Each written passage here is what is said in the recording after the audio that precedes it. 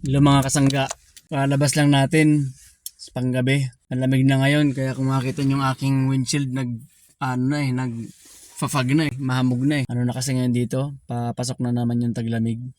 Nakakaantok panggabi. Ang hirap. Ang hirap kagabi, medyo napikit-pikit na ako eh. Ang hirap magtrabaho pagka inaantok. Ang hirap mag-adjust sa ganung klaseng sitwasyon. Pero ngayon, napauwi na tayo. So, uwi na ako kasi gusto ko na matulog. Yun lang sa ngayon. Kung ngayon tayo nagkita kasangga, ako nga pala si Jumil. Isa akong machinist. 20 years ko nang ginagawa to. Madali ang trabaho pero ang hirap lang mag-adjust sa lalot sa klima, ganyan. Malamig, lalot dito pag taglamig sobrang lamig din talaga at pag summer naman sobrang init din talaga. 20 years na rin ako nagmamachine at trabaho walang problema. Kasi sa tagal ko nang ginagawa yung ganung klaseng bagay, ano na rin, kabisado na natin. Yun lang talaga ang struggle natin sa trabaho, yung yung klima, yung panahon. Minsan nga, humid eh. Pero ganun talaga, wala namang perfectong sitwasyon eh, no? Hindi laging perfecto ang sitwasyon sa isang trabaho. Kayo ba mga kasangga, ano ba yung trabaho nyo ngayon? Maayos bang mga kalagayan nyo? Kung ano bang mga struggle nyo dyan? Comment nyo naman dyan. Bakit ko ba sinishare to sa inyo kasangga? Kasi naniniwala ako na lahat tayo, may kanya-kanya tayong struggle sa buhay. May kanya-kanya tayong mga hindi komportabling bagay sa ating buhay. Pero naniniwala ako na lahat tayo ay pinapalagan yun. Lahat tayo, kinakaya yung mga ganong bagay. Kasi alam naman talaga natin sa buhay natin na walang perfectong sitwasyon. Kagaya nga nitong aking trabaho na ang aking isa sa struggle yung sa panggabi yung antok tapos yung lamig ng panahon. Ganon. Pero di ba wala namang kahit ano naman talagang ganon talagang kung klima na yung kalaban mo, no choice ka kundi di ba? Magsuot ka na lang ng makapal na damit. Yung mga kasangga, naniniwala kasi ako na lahat tayo kaya nating palagan yung mga struggle natin sa ating mga sitwasyon ngayon. Kaya samahan mo kasangga sa mga struggle na kinakaya natin. Samahan mo akong magsama-sama tayong mag-encourage sa isa't isa na gano'n lang talaga ang buhay. Kaya kung hindi ka pa nga pala nakakapag-join sa ating FB group na ginawa sa KAUPH, yun ay samahan ng mga Pilipinong malalakas ang loob at may malalaking pangarap, na yun nga, kahit tayo palpak-palpak sa buhay, hindi tayo susuko. Kailangan nating palagan ang mga sitwasyon natin at para mapaayos palagi ang ating buhay. Mas sa kung anong sitwasyon natin ngayon, mas naniniwala tayo na mas gaganda pa ito at mas marami pa tayong magagawa in the future. Join kayo dun mga kasangga at magkita-kita tayo doon sa KEUPH. Tara, uwi na tayo dahil nga malamig na. Start na natin yung sakyam. Antok na ako. Yun lang mga kasangga, kita-kita tayo doon sa KEUPH at may gagawin tayo doon in the future. Kaya kung wala ka pa doon, huwag kang magpahuli. Pasok ka na doon at magkita-kita tayo. Basta may malaking pangarap ka, kasangga na kita. Tara, drive na tayo papunta sa bahay. Yung mga kasangga, nandito na nga tayo sa bahay. Lamig. May araw na pero lamig. Umaga na. Lamig ng panahon. Tulog pa mga bata. Tara, pasok muna tayo sa loob. Magkape muna tayo. Nang medyo uminit-init naman ang ating pakiramdam. Sikat ng araw. Yung mga kasangga, breakfast muna tayo mga kasangga. Meron tayong, kasi yung tinapay ko kagabi na baon ko na dapat kainin ko ng break time, hindi ko na nakain dahil medyo masyadong busy sa trabaho eh.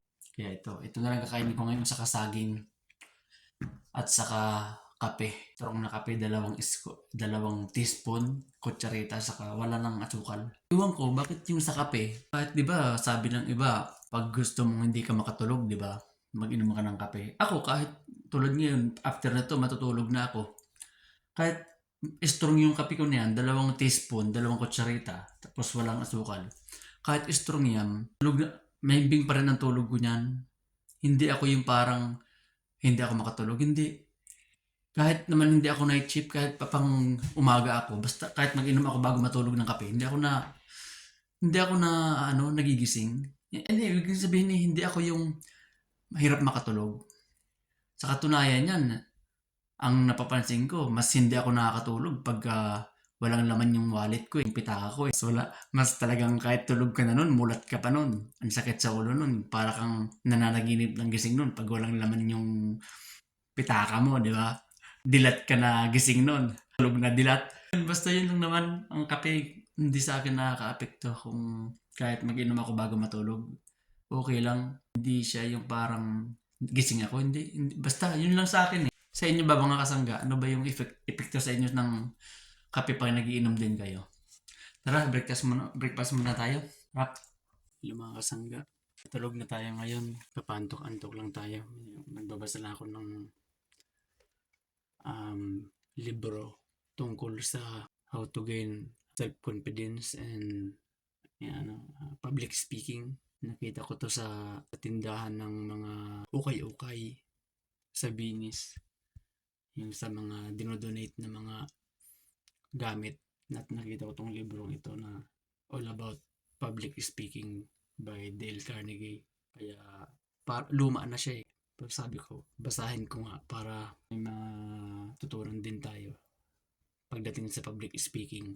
Kung sino nga pala dyan ang gustong at naghahanap ng magtutok all about sa kung ano man, tutok sa mga children's o sa mga gatherings. Bait nyo ako mga kasangga at subukan natin yan. Dahil gusto ko rin ma-challenge yung sarili ko pagdating sa public speaking. Kaya kung wala kayong makitang magtutok sa inyong mga gatherings at events, takin nyo lang ako sa Jumel Ignacio Official at replyan ko kayo. Kaya nag-aaral-aral din tayo mag public speaking. Di baka mamaya bigla tayong tawagin sa harap ng maraming tao tapos di tayo makapagsalita, di ba? Di yun. Nakakahiya yung ganung pakiramdam, di ba? Kaya yun lang. Dapat inaasa din yung pagiging makapal ang mukha. Tulog na siguro tayo kasi nakaantok na. Medyo nagbasa lang ako ng konti. Tulog muna tayo kasi anong oras na rin. Hello mga kasangga. Nagising ako mga kasangga. Nung mga siguro mga 12:30. Sakit kasi yung tiyan ko. Dapat alas 2 pa ako magigising. Sakit ang tiyan ko. Bukulok-kulok. Nasira siguro yung tiyan ko. Iniisip ko kung ano yung kinain ko kanina. Tinapay lang naman saka yung saging. Poppy, sakit na tiyan ni Poppy. Kiss mo pa si Poppy para magaling na si Poppy. What do you want to say to our kasangga po? Maghilo ka sa ating mga kasangga. Oh my kasangga. Do you love our kasangga po? Yes. Yes. O, mag-flying kiss ka sa kasangga, sa ating kasangga ng 3. Ay, grabe, ang daming flying kiss. Magkain ako ng saging at mag-inom siguro ako ng gamot para sa LBM. Kunan mga ako ilay ng aking bag doon na na kulay blue. Nandun ilay sa may kwarto. Kunan mo ako bibi po ng saging bibi po. Doon sa fridge bibi po. Kunan? Anong okay? Why you don't saying po? Ha? I said po. Oh, that's good job. You always have to say po, ha? Just don't say okay. You have to say okay po. Only one bibi po. Bibi po, meron pala dito bibi. Sa may baon ko kagabi na minita ng isa. Ito na lang para hindi malamig. Just bring, can you please bring this one po in the close the our fridge. Can you just bring that one po there in the pasimano? Thank you baby po. Ano mga kuilay ng tubig? Mamaya na tubig. Ito lang ibigay mo sa akin. Ibalik mo na yung bag doon. Tapos ako, kakain ako ng konti. Bago mag-inom ng gamot. Mga kasangga. Kain muna tayo mga kasangga at bago mag-inom ng gamot. Meron ako ditong pang yung pagka LBM ka. Gastrostop. Binili ko to sa pharmacy noon pa kasi ewan ko ang tiyan ko kasi Jumila, I told you to hainin ako ng pagkain.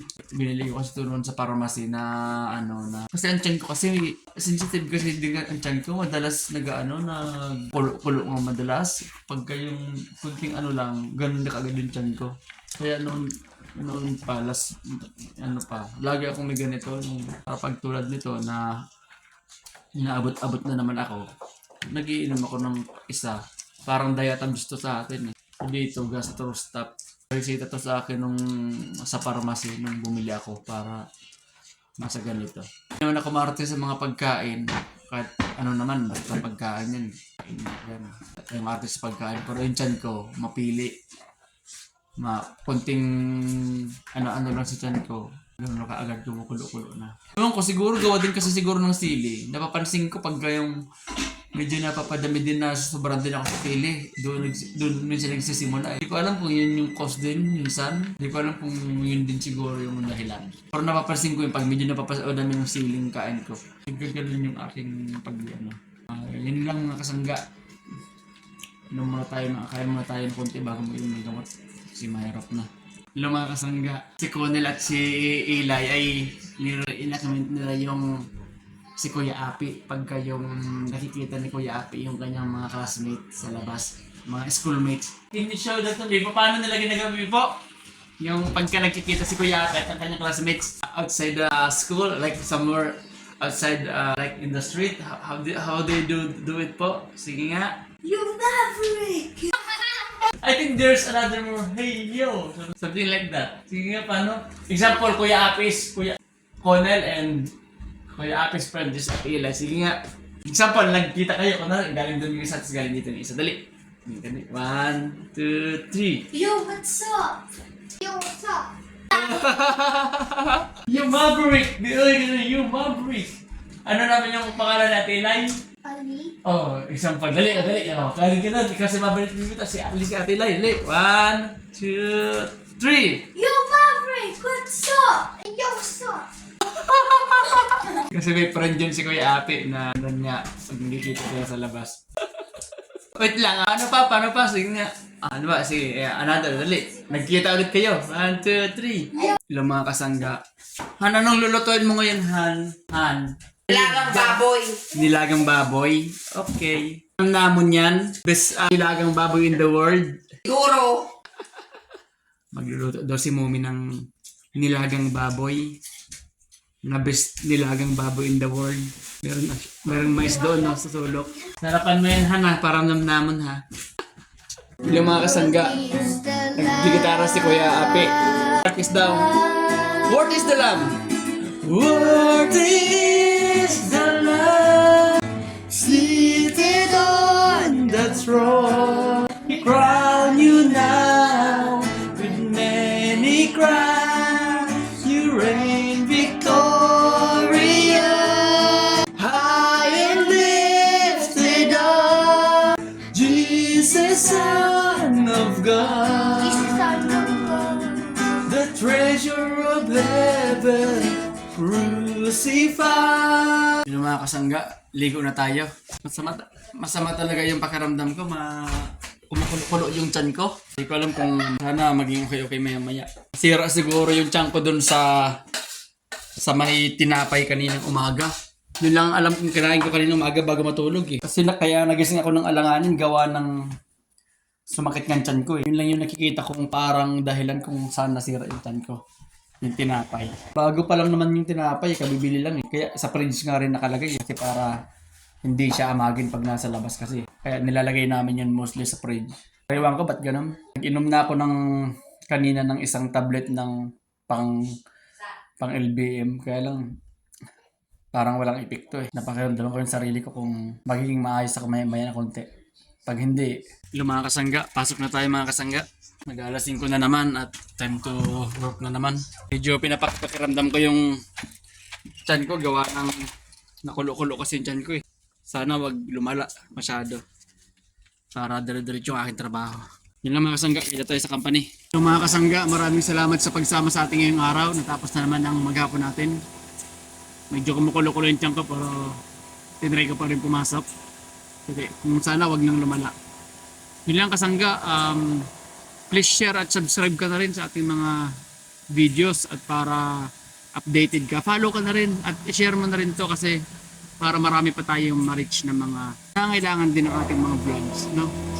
Naniniwala ako na pag valuable ng ating vlogs, maraming mas may nangangailangan nito. Yun lang kasangga. Muli ako si Jumel, ang inyong kasangga at nag-iiwan ng isang kataga na basta wala kang inagrabyadong tao sa buhay mo. Naniniwala ako na ibibigay din ng Diyos sa iyo ang nananais mo sa buhay mo. Yun lang, maraming salamat. Hanggang sa muli. Bye.